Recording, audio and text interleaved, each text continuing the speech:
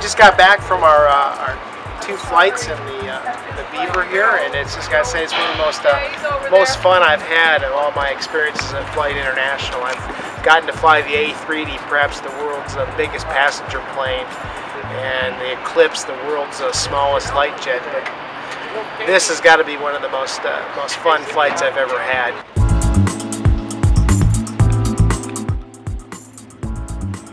My de Havilland Beaver flight on May 20th started at Kenmore's relaxing Lake Washington location north of Seattle. Blue, the airport dog, greeted me, as did Kenmore President Todd Banks, third-generation manager of the privately held company. Kenmore operates 20 float planes out of Lake Washington and nearby Lake Union, carrying about 60,000 passengers a year and scheduled services to places like the San Juan Islands. Along with 8 radial engine-powered Beavers, one of which I would be flying, Kenmore has 2 turbine-powered Beavers, 6 turbine Otters, 2 Cessna 180s, and 2 Super Cubs for instruction.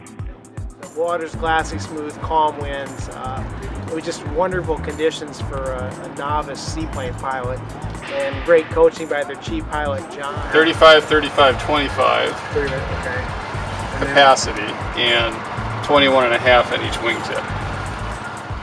Just the whole process of getting the power up, using the rudders, keeping the nose straight with the back pressure on the yoke, getting on the step just like you would on a ski boat, and then releasing the back pressure, and then at about 50 miles an hour, and then actually letting it fly off the step, and it's just wonderful. And then being as on the long lake here, we could just set up again for another landing, and flaps set to take off, and power about 17 inches with the light load we had, and just step it on down, and again calm winds, smooth water, and as John said, this is sticky water.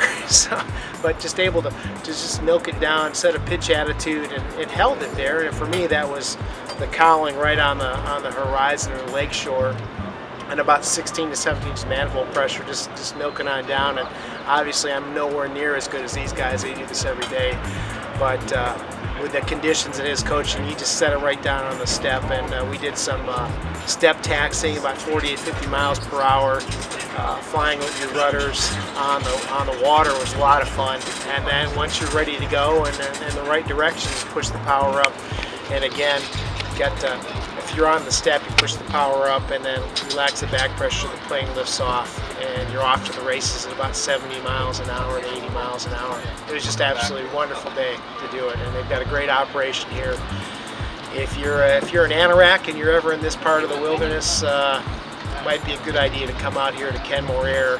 It's worth a few bob. It's going to cost you to get a flight to see the islands, to see the city, and experience one of the neatest Part 135 operations I can think of.